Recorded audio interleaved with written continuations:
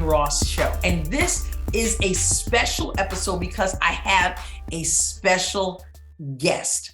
Have you heard of the movie Jesus Revolution? It's the new movie. Look, if you have not seen this movie, go see it. It is powerful. And our guest is connected to the story of this movie. She and her husband lived this story. So if you are listening on a podcast platform or at the bmgnetwork.com, I'm glad you're listening. If you're watching via adrienneross.substack.com, or maybe you went straight to YouTube and you're watching there, I'm glad you're watching. And you're going to love this story. Just several days ago, several women from my friend Christy King's life group. A life group is like a Bible study. Several women, and myself among them, went to the movies together to see Jesus Revolution.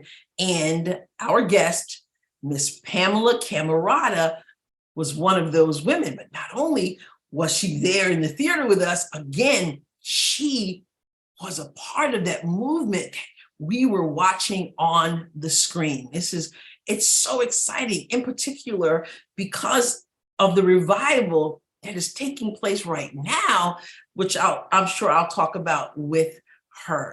Jesus Revolution details the move of God that took place in the late 60s, early 70s. It's about a pastor, Chuck Smith, who was leading a church that wasn't exactly thriving.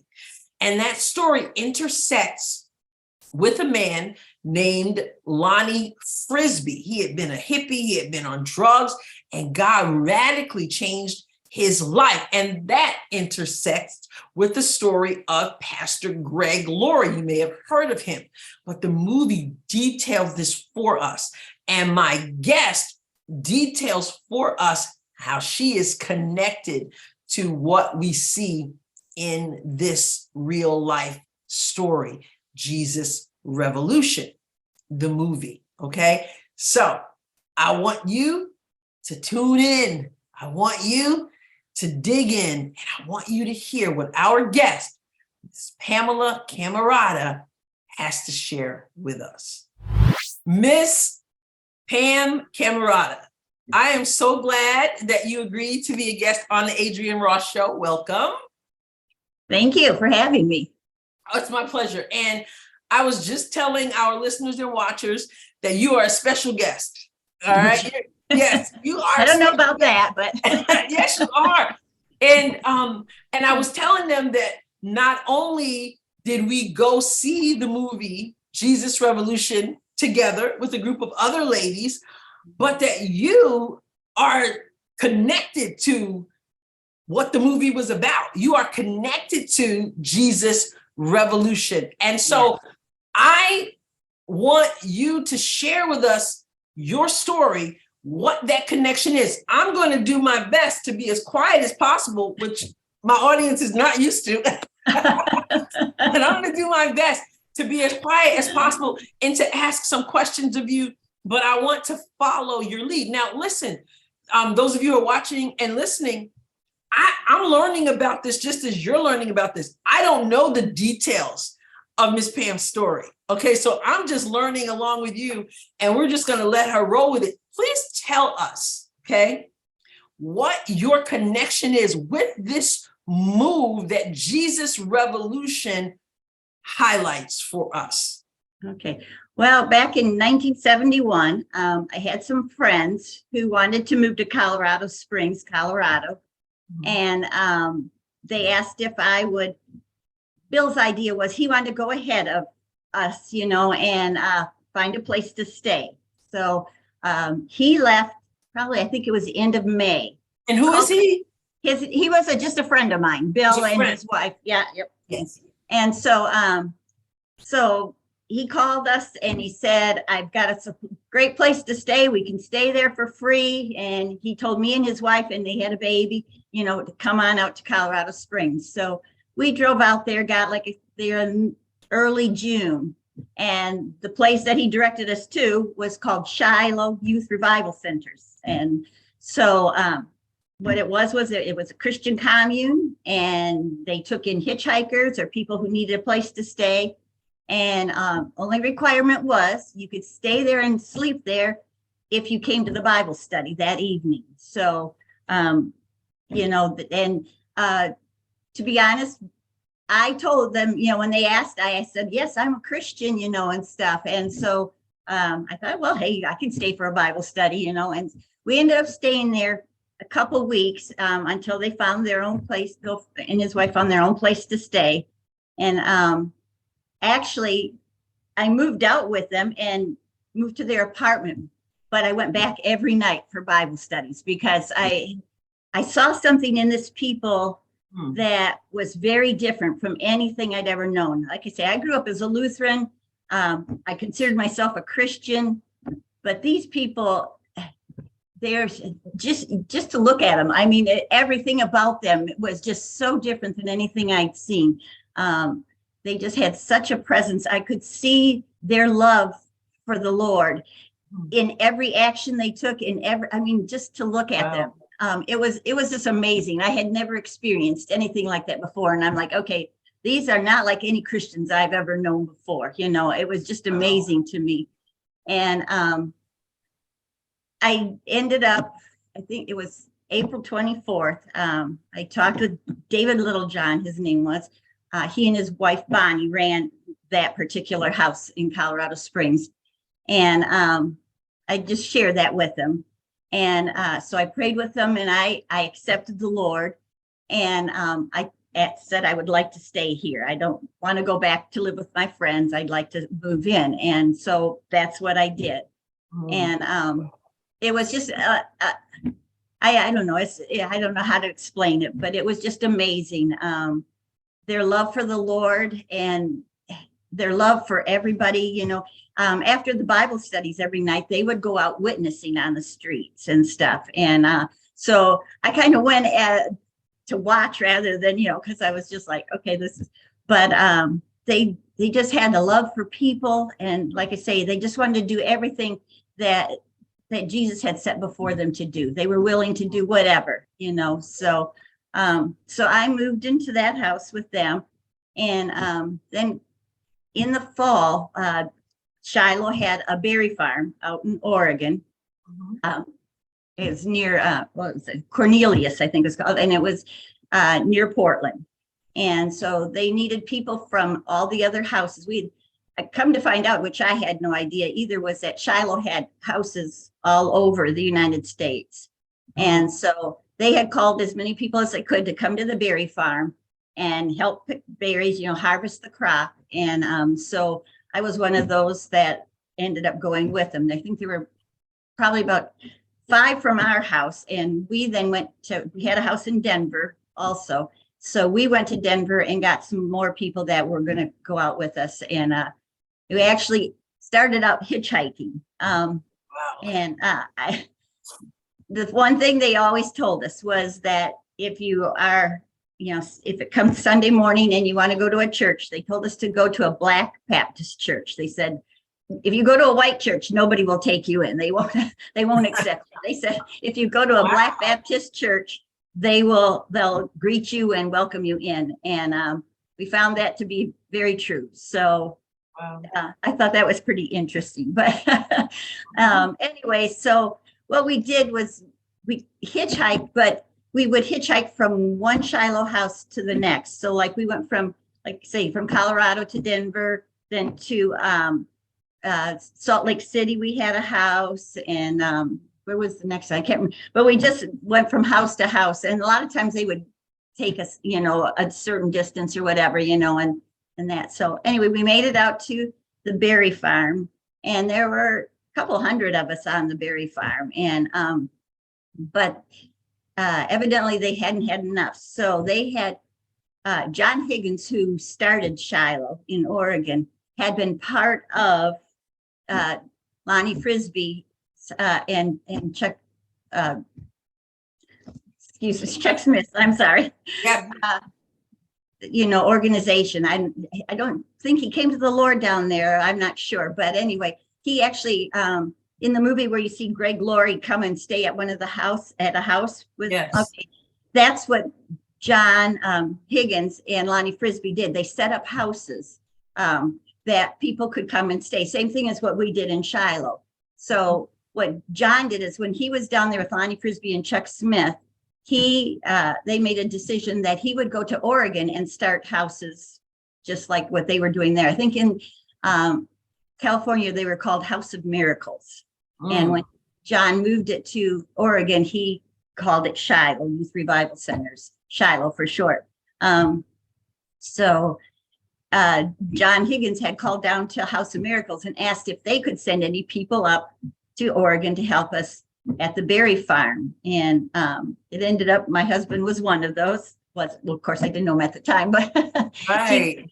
Gene was one of the people who came up and stuff. And so from there, it was just, well, I actually worked in the kitchen. I did helped with the cooking and stuff, but everybody else went out and they picked berries, they picked nuts, whatever was needing to be done and in around that area and stuff. And again, every night we had Bible studies, and times to talk and visit with others. And so that was where I got to meet Gene. And it was kind of funny because at one point, I think we'd been there a week or two, and he came up and he told me, he says, I'm not trying to be pushy or anything, but, I'd like to get to know you a little bit. And I said to him, I said, you're not the first guy who said that to me since I've been here.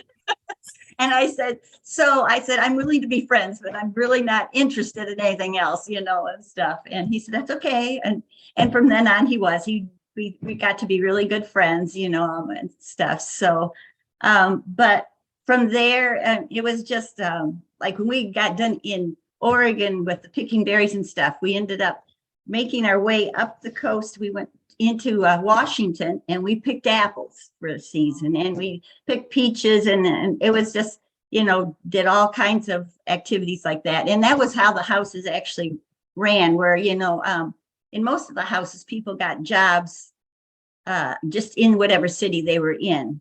But in different areas, like where we were in Oregon, when we had the berry farm there, then people would come together and do that. So that was where Gene and I got to know each other. And shortly, and then after that, he was going to go. It was called Shiloh Study Center, and that was in Dexter, Oregon, by Eugene, Oregon. It was, and the study center was set up that they would bring groups in. It was usually, I think, 5 groups of 8, so about 40 people at a time. And you got a 3-month crash course in the Word and just everything about the Bible. Other than to stop for breakfast, lunch, and dinner, you were just, crash course, everything you could, and so the idea behind this is and then what would happen after 3 months of being at the study center, they would send these groups out to different areas to open houses. Now, while Gene was doing that at the study center, I was just living in Eugene, Oregon. I was working at a Chinese restaurant and stuff. But so he went through the school. And what they had was what they called the pastor, the head deacon, and then there were like usually 2 girls, young ladies, and then a few guys. And his team was being sent out to Minneapolis, Minnesota, and stuff. So he went through this crash course. And but in the meantime, like on weekends, we'd go they would come into Eugene and we'd have picnics at the park. I mean, it was just crazy. We had a lot of very great people on, musicians and stuff like that. And we'd flood the parks, and they would play music, and you'd get people that would come and watch, and then we'd witness to them and, share the word with them and stuff like that. And so, but that's where everything was really based, was on sharing the gospel, because no matter what house you were in, like I say, we'd have our Bible study, and then in the evening, you just would go out into the streets. And we were in a lot of college towns, so that, that was a prime, place to go to to speak to people and stuff. So, so that was where, Gene went through that. Then he left for Minnesota. Then I was on the next group of people who came to the study center and went through that and stuff. And we had some very strange jobs when we were there. We had one job was called chicken picking. And what you did, you would in the middle of the night, and we had to wear these masks over our face, because what we did is we went over to chicken farms, and you had to go into the coops where all the chickens were sleeping at night, and we had to grab the chickens and throw them into, and well, there were men waiting to put them into trucks, and that was how they, took the chickens to be taken care of, that they could sell. But so we had a lot of different really interesting jobs and stuff. But so I went through the study center, and then meanwhile, after I was there, then Gene came back because he was going to pastor a church and stuff, and so, well, a house. So when he came back, he was just working otherwise, and I went to the study center, and I went then to New York, to a house on Long Island. We were in Patchogue, actually. We had, I think, 3 or 4 houses on Long Island, but basically it was to go to witness in New York City. It was too expensive to live in New York City, so they put us on the island, and then we would take the train into the city, and we would witness there and stuff. But basically that was what we did, and so Jean and I, eventually got together. Yes. And we got married in 1975. And so then, like I say, he had another team he took out, and it was nice. We went to Michigan, and so, which is where I was from. So I got to spend a lot of time with my parents. But our wedding was quite interesting because I had my grandfather came, and I had some aunts and uncles who came, and the wedding was actually in Columbus, Ohio, at the girls' house. Some of the bigger cities had a guy's and a girl's house. They kept them separate. Now in the smaller towns like Colorado Springs, we were all in one house. The girls lived upstairs and the guys lived downstairs, But in Columbus, they had a girl's house and guys. So anyway, my grandpa cried through the whole wedding because he thought I was marrying Charlie Manson. He thought it was. Why did he feel that way? Well, because Gene had very long hair, and so he had been a hippie. He was. Oh, Gene was very much a hippie. Yes. I mean, he always had long hair. Now, when I first met him, he had a full beard and everything else. He eventually shaved that and just stayed with the mustache and stuff. But yes, and so my grandpa was sure that he had to be some horrible guy. But and I've got some cute pictures of my grandpa and stuff. But so we got married, and then like I say, Gene's team went to Michigan, and we lived there for a while, and lived right across the street, actually, from Michigan State University. And like in the evenings, we would go out witnessing, and just bring people into the houses. It was just amazing. You can see from the movie how receptive young people were at that time. I mean, people were just hungering for the Lord, and I don't know that they knew it was the Lord, but it was just amazing. It was exciting, and stuff, to be able to go there. I go out in the streets and just share the gospel with people. And so we did that every night, and we had people, like I say, and then be hitchhiking through, and we would offer them a free place to stay and free food, just stay for the Bible study, and some people would come to the Lord. Some people weren't interested at all, but they heard the word. Absolutely. So that was the main thing. So we did that for a couple more years, and then in 1978, would be, was in 75. It was May of 1975. As they saw that the hippie thing and whatever wasn't as, I guess, I don't know, wasn't as much as what it used to be and stuff. I don't know how to describe that, but they decided that they were going to start sending some of us married couples into cities and just open up churches. Mhm. So Jean and I were there were 3 or 4 of us couples who moved to Columbus, Ohio. And we opened up a church. We called it Shiloh.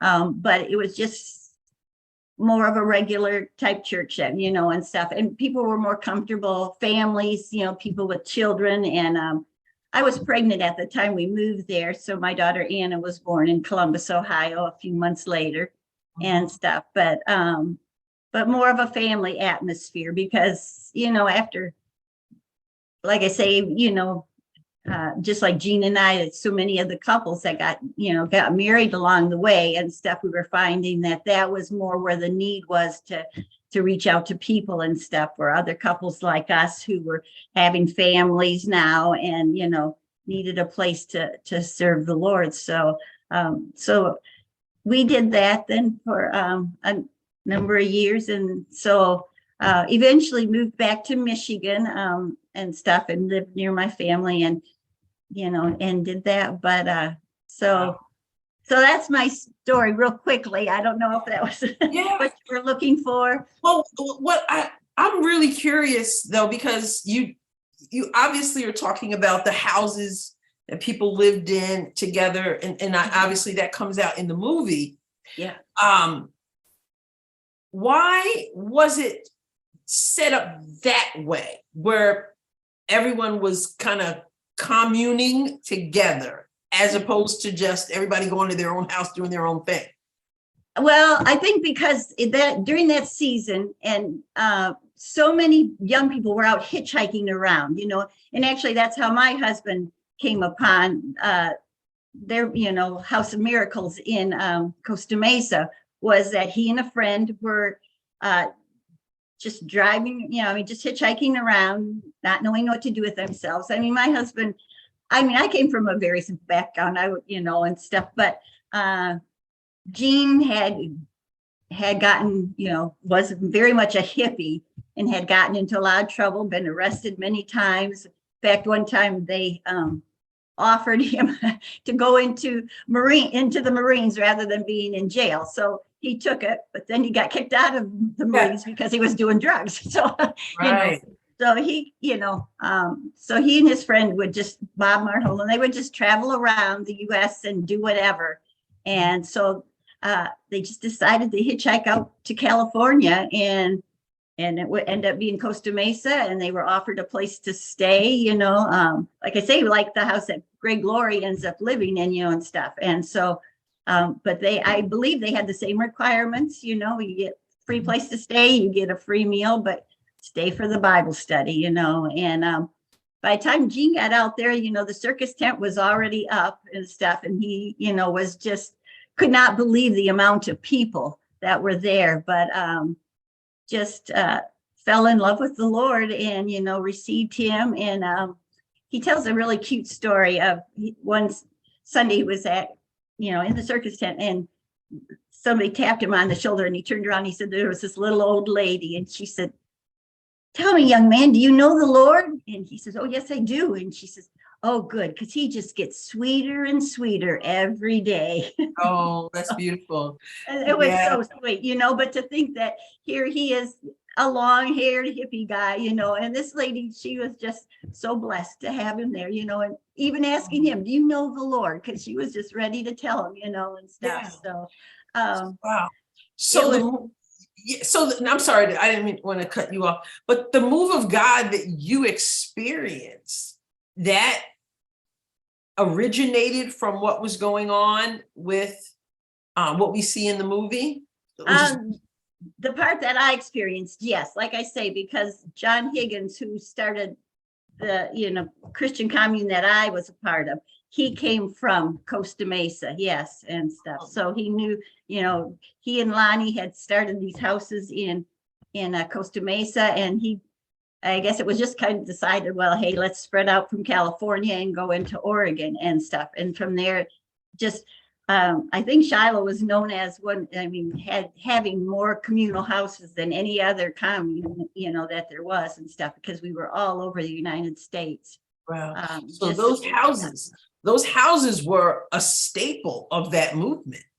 Yes, very much so, because, like I say, it was just a season where people were hitchhiking and moving around so much, just looking for something. I don't even think people knew mostly what they were looking for, Right. and stuff. And I know my husband didn't, he just wanted to.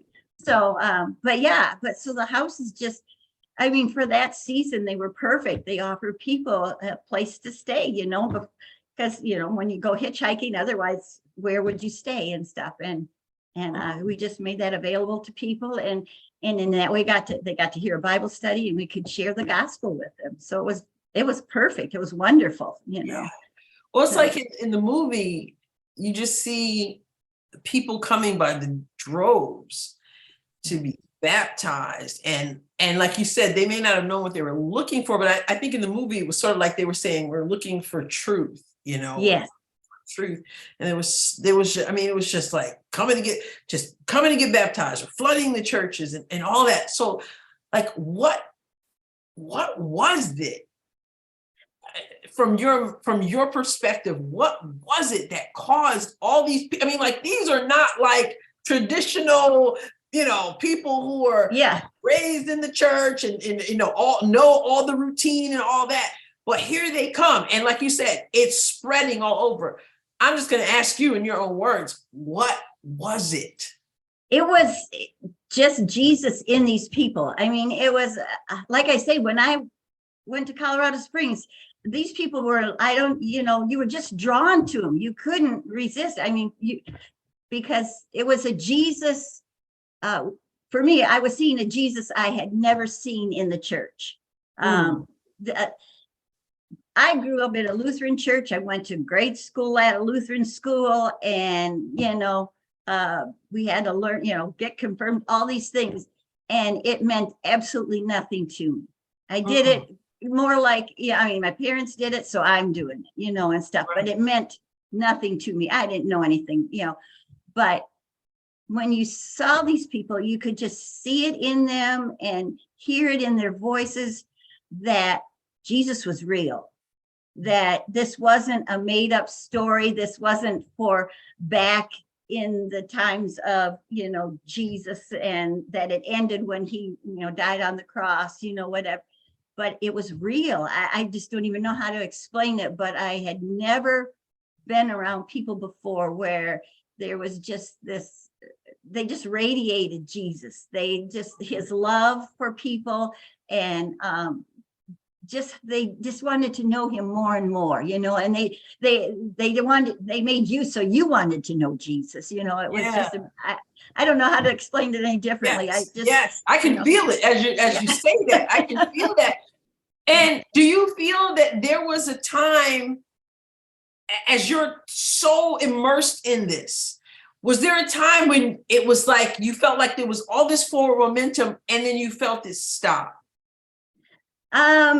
No, not really. I just, it was such an exciting time. Like I say, eventually, yes, I guess maybe when we went, as time went on, like I say, when we had been married and stuff, like, and even, I guess, John Higgins, noticed, because that, I think, is why they decided to, in 75, start moving into the communities. And building families and starting churches and reaching out to people that way, and stuff. So it really was for just that season more, of what Jesus is doing, and,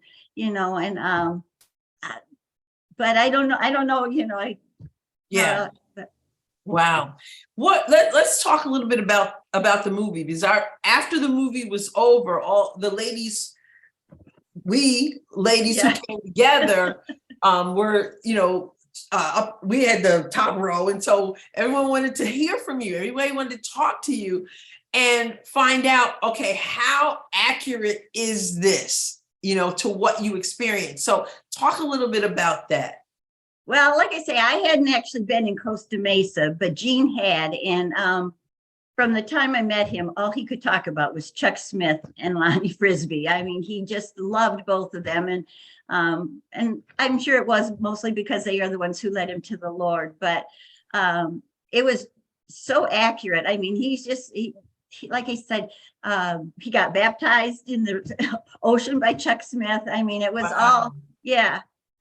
So the movie was very accurate, and again, it was that season where young people were just searching, and I don't even think most of the time they knew what they were searching for. But then, like you said, for myself, and Gene just said, and it's funny because now his friend Bob Marholin was not interested at all. In fact, that was where they end up splitting. Bob Marholin went off to do his thing, and Gene wanted to stay. He wanted to stay and find out more about Jesus and to live for Jesus, and do whatever the Lord set before him. And so, they had to make those choices. And you see, the two of them, and one chose to go and one, chose to stay. And I guess that's the way, it always has been. But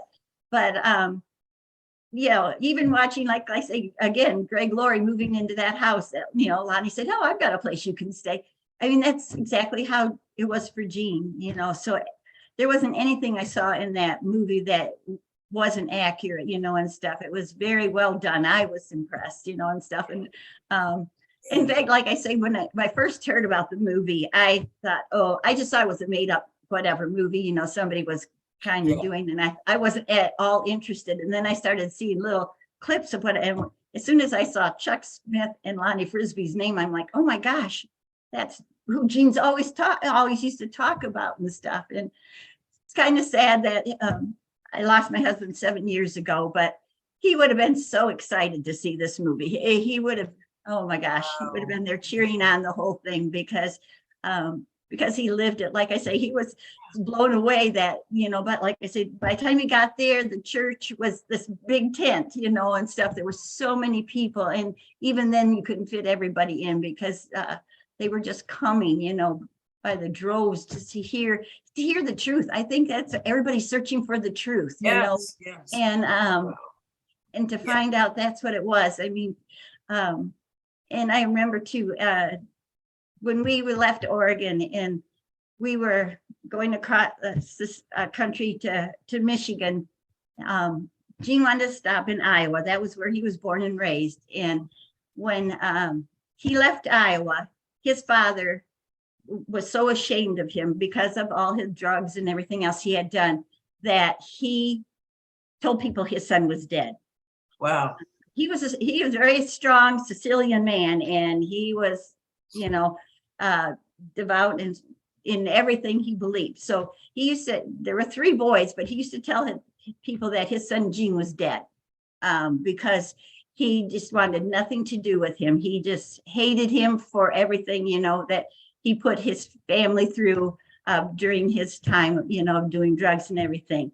But Gene wanted to stop and at least see his mother. And so they set up this whole arrangement that Gene's brother Robert was going to call his mom and tell her Gene was in town and I'll come over and pick you up and you can come to my house, and Gene and I and the guys on his team were at Robert's house. And just so Gene wanted to see his mother so badly. He hadn't seen her in years because, again, of what his dad had said. And so we waited, and next thing we knew, rather than Robert going to get his mother, a car pulls in, and it's Gene's dad and his mom. And Gene opened the door, and his dad took one look at him and saw he still had long hair and everything, and he started swearing up a storm. You're still a blankety blank hippie, and what are you doing here? I don't want to, And his mother just started crying and bawling and everything, and he actually they both came into the house, and his mother just sat next to Gene on the sofa and held his hand and just cried and cried. And Gene tried to talk to his dad, and he wouldn't talk to him. So he talked with his mom, and it's kind of really an awkward situation. But so at one point I went out into the kitchen to get some water, and Gene's dad, his name is Gus, followed me out there. And he said to me, he says, do you really believe what he's saying, is true? Is he really this different person? And I said, yes. I said, I can tell you he is. I said, he loves Jesus. He really regrets the life he lived. He regrets what he put you guys through, but Jesus has made him a whole different person. And he loves the Lord now. And that's what his desire is just to do whatever the Lord has set before him. And he kind of just looked at me and walked away. And I went back out into the living room, and about 10 minutes later, I guess it was, Gus said, he said, Gene, would you and Pam like to come back to the house with me, with us? So it was just amazing. So we went back, and they just reconciled, and it was amazing. Oh my gosh. It was one of the most amazing things I've ever seen. And like I say, you just could not you could tell people when they love the Lord, and he finally gave Gene that chance to show him. And we ended up spending the whole afternoon there. And it was funny. Gus got out all these photo albums and stuff, and shared them, and this is this guy, and this is who, and so family. And so we just spent the whole evening with them. And like I say, Gene and his dad were reconciled, and his mother cried for hours. Just crying the whole visit. Sad, happy, just crying. Yeah, at first cried because she was so sad, but she was happy to see Gene. But by the time we ended up leaving, it was just amazing. And that had to be a total God thing, because from Gus considering his son was dead and he wouldn't even speak about him, and then reconciling with his son, and just seeing and being able to tell the difference in him. And it was amazing. It was just so. It's as I listen, that's so beautiful. And as I listen to you, my mind is going to how sometimes those of us who know the Lord can stiff arm those who don't look like we expect them to look, don't fit into our mold. Imagine if as soon as he saw Gene with the long hair and everything, he said what he said, but imagine if he just turned him away completely, what he would have missed out on. And there's so much for us to learn, because sometimes we look at people just like in the movie with, the hippies and then their music, and the one man in the movie who, I don't want to give away too much for those who haven't seen it yet, but not everybody was accepting what God was doing. And therefore they missed out unless they repented and, they missed out on what the Lord was doing, because it didn't come in the package that they expected, And that your story there reminds me of what was for your family, but what could have been, which would have been really sad if, so that's really interesting. I want to ask you, have you been paying attention to the revival that has been going on in Asbury? I have not very much. Yeah. But you've heard about it. Oh, yes. Obviously, yes. So there, it's so fascinating. I'm hearing that and I agree that this movie comes out at the same time where God is stirring the hearts of people, these young people on these college campuses who went to their regular chapel like they always do, but somehow it didn't end for a long time. Even though now they said it's ended, it really hasn't ended. It's spreading to other college campuses. It's like this move of God again. Yes, God is always moving, but I think that there are certain manifestations like you saw in Jesus Revolution, and that I think we're seeing something right now because God is he's just doing things in the hearts of people, you know, Yeah. and it's a beautiful thing to see. But I want to ask you, because you were in the thick of it and you were living it, you were in the, you know, you were drawn to these Bible studies, you guys were out on the streets, you know, so you were in it. Do you feel like, is there something that you guys were doing more of or less of or whatever that is so vastly different from the way we have done things that may have caused us not to experience the move of God consistently that obviously God wants us to have? Yeah. I don't know, you know, I mean, I think we do in the churches sometimes get very relaxed in what we're doing, and it's easy to not get involved, you know, with, I don't know if outside world is what you want and stuff, but I know for myself, even when before I moved here, I was in Madison, Wisconsin, and I was very involved in it was more children's ministry and stuff, but I was out on the streets all the time. In fact, and the kids who came to our church called me Teacher Pam, and but I would go into all these different neighborhoods, and I mean, I'd have people say, "Hey, are you Teacher Pam?" And I'm like, "Yes."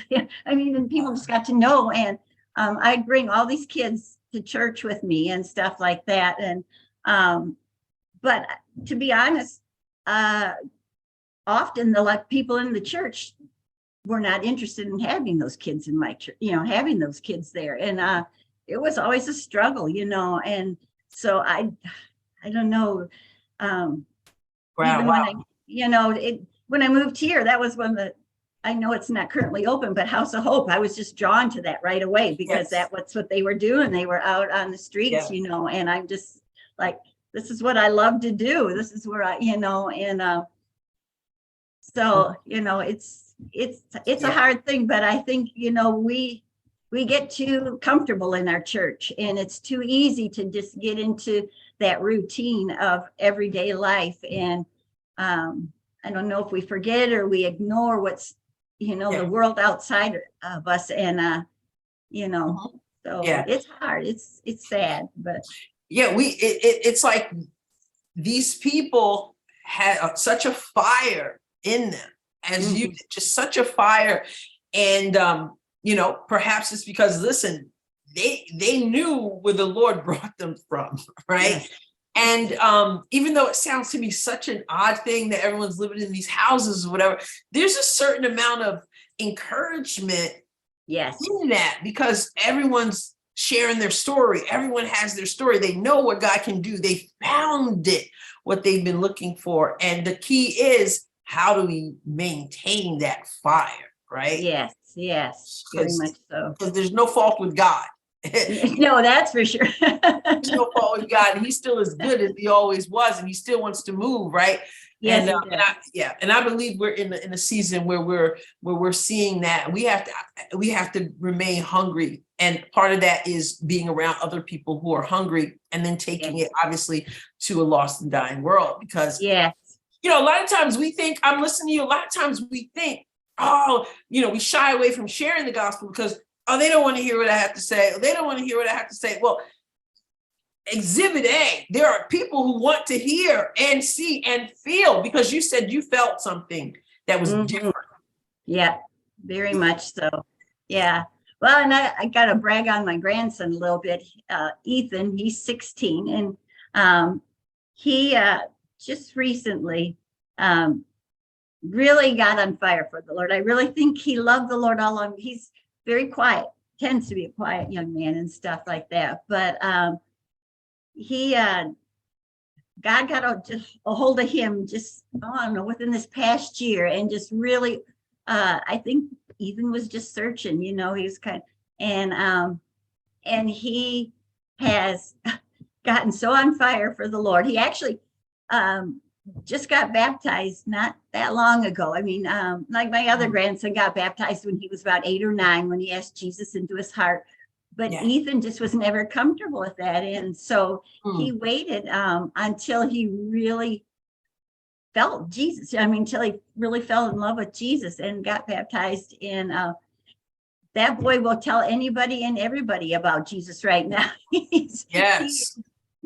He is just, I mean, loves the Lord so much, and he's so excited about it. And like I say, his old friends from Madison, Wisconsin and stuff, he calls them on the phone and he talks to them about Jesus, you know, and stuff. And my other grandson, Jack, who doesn't know the Lord, he calls him up and talks to him on the phone. And Jack lives down in Florida, and Ethan is determined that he is going down to Florida and he's going to get his aunt and uncle and his two cousins saved and stuff. And so it's great to see. So, I mean, you know, there are people out there that the Lord is really getting a hold of, and it's very exciting. I mean, it is. It's exciting. And, you know, God is moving among people, period. But he is certainly doing something right now among young people. Yeah. And so my confession is that my heart is a college campus. Everyone say God's moving on the college campus. I said, well, my heart is the college campus because I'm not going to be left out of this, of this move of God. So I just want to say thank you so much for sharing your story.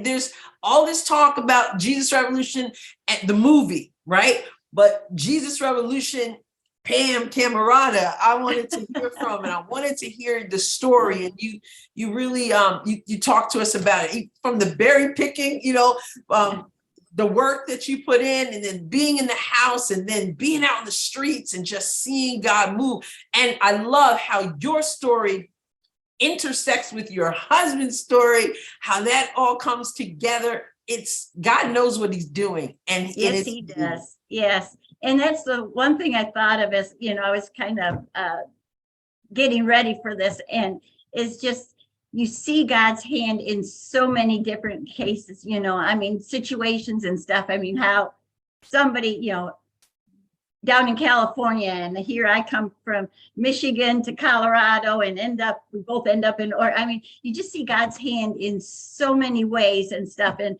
maybe don't know it at the time, but when you look back at it, you're like, okay, Lord, that was you orchestrating this whole thing. Yeah, that was you all along. And you know, I want to end by saying this: your story should speak to all of us that we cannot count people out. We cannot look at people, assume that God's not at work with those people. And for those families, those parents who see their children not doing what they're supposed to be doing, there's hope. There's hope. Your husband, there's evidence of what God can do and how he can keep your heart. And he's doing it. So hold on to hope and believe God. Yes. Yeah. Praise the Lord. Yeah, praise the Lord. So thank you again for being on the Adrienne Ross Show. Can't wait for the response to this. And I want everyone to go see the movie. Share this story with others as well. All right. So thank you guys for tuning in to the Adrienne Ross Show. Please be sure to go to the BMG Network. That's the bmgnetwork.com, and check out the other podcasters there. We are enlightening and engaging and informative and even entertaining. So I will catch you next time on the Adrienne Ross Show. God bless you abundantly.